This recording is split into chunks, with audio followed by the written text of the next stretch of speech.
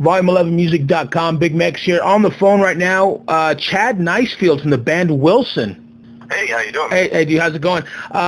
You guys are playing Hard Rock Live here with Trivium and Tremonti on October 11th in support of Right to Rise off of Razor and Tie. The tour starts tomorrow. We're currently driving down right now. So we're about 2, maybe 3 hours away from landing in Fort Lauderdale, where the tour will jump off tomorrow. So I'm hoping that day one will be successful, but I think it's going to be a great tour in general.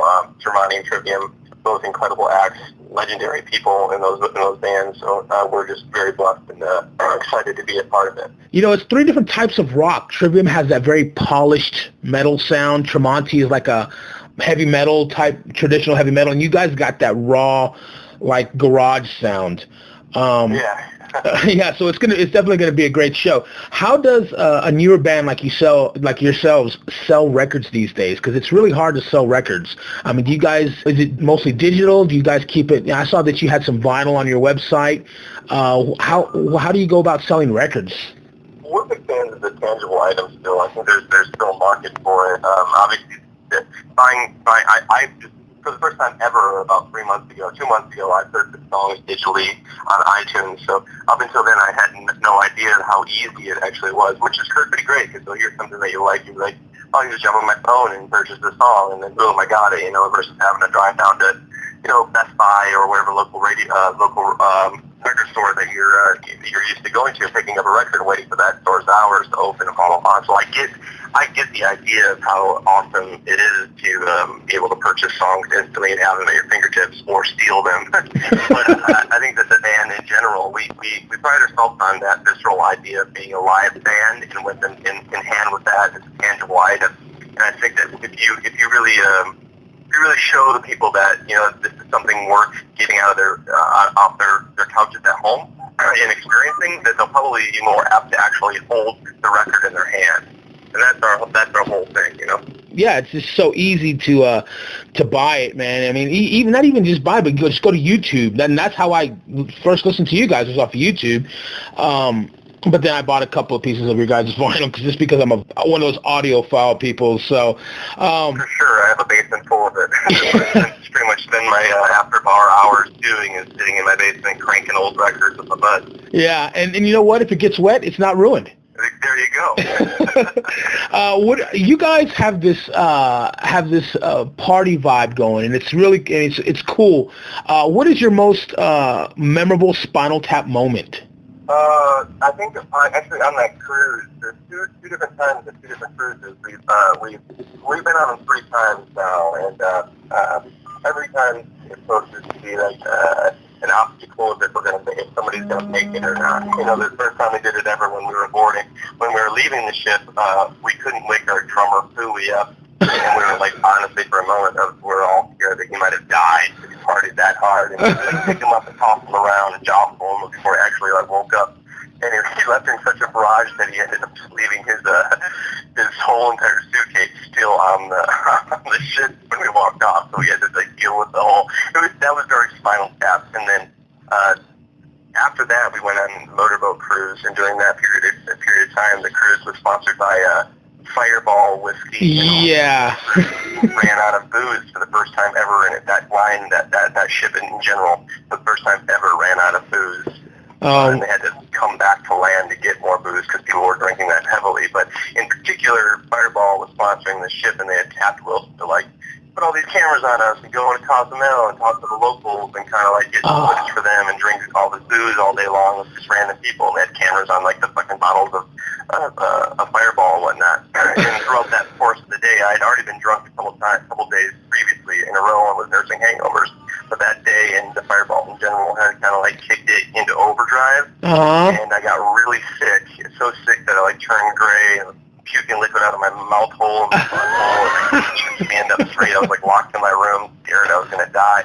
So I had to call 911, and they had to take me down in the stretcher down to the infirmary and put me on IVs for the remainder of the morning. And then after that, they were like, all right, you got to go do meet and greet and play tonight. So you get out of here. I'm like, oh, I can do that stuff still. I feel like I'm gonna die. And they're like, yeah, if you don't do it, you don't get paid. Yeah, so pretty much. It's happened. That's awesome. Being from Port Huron, I'm not too sure where that's at, but I do know what an Ooper is. Are you an Ooper? No, that's up north. Okay. Yooper is actually what it's Yooper, called. sorry about that, yeah. Yeah, that's the upper peninsula of Michigan. Ah. I grew up in Port Huron, which is it's a sister town in Sarnia, Ontario. It's a maritime day type sort of an area. Oh, okay. And then I moved to Texas when I was 22 and stayed there for about a year and a half. And moved to Detroit, where I've been ever since. I've been there about 10 years. So. What part of Texas? I was all over the place for the time being. When I was down there, I worked for Van Shoes, so I opened up different stores of theirs in each market, and after each store opened, I'd move on to the next city, open up another store, and as that went on, and then finally all the stores were open, so they're like, oh, here's your own store to manage, and I was like, I didn't really come down here to Texas to do that, so I moved back home to Michigan. Was that your last real job? I still have, we all still have real jobs. Really? Wow, okay. Yeah. So, no, that was not my last job. That is a sign of a true artist right there. What the fuck is the Weekly Rat, for those who don't know? Oh, you stumbled upon the Weekly Rat? Yes. Wow. So that, I forgot that those things were up still. So before, when we were doing, we still do them.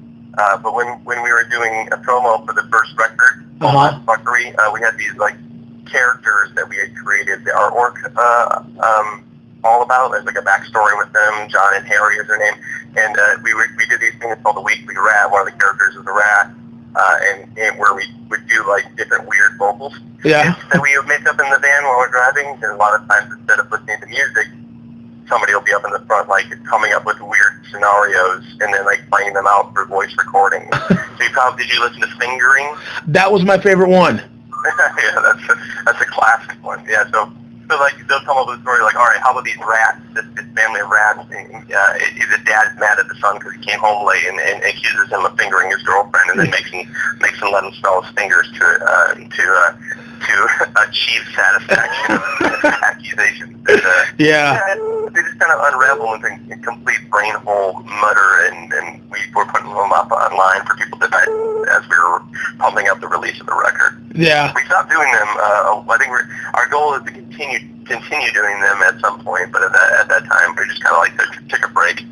Yeah, those are. I mean, I laughed so hard. My wife's like, "What are you laughing at?" I'm like, "Trust me, you just would not understand." She's like, "Tell me about who's fingering him." Yeah. So you guys again are going to be playing here in Vegas on October 11th with Trivium and Tremonti over at the Hard Rock Live. You can go to volume11music.com to purchase your tickets. Again, Chad Nicefield from the band Wilson. Where does Wilson come from? That's just a question that I want. Why Wilson? Well, when the band started, Jason was going to college in East Lansing at Michigan State University. He had been at a party, and one of the guys at the party. The band originally started as a way just to get free beer while the dudes were going to college. It was never meant to be taken seriously, I suppose, at the time, or at least that wasn't my goal, was to like be where we are at this point in juncture. But the band needed a name because he's like, hey, you got a band, right? And Jason's like, yeah, but we got like 4 songs. But I don't care. I need a band to play at my house party tomorrow. And he's like, sweet. He's like, yeah, we'll do it. And he's like, all right, what should I put on the flyer? And Jason's like, fucking put Wilson, man. And then it kind of speculated from that point forward, and we had turned into a blood clot, if you will, and people were starting to take notice. So we just stuck with it, you know? That's awesome, man. Well, again, Chad, thanks a lot for taking the time out and talking to us, and we'll see you October 11th. Hell yeah, man.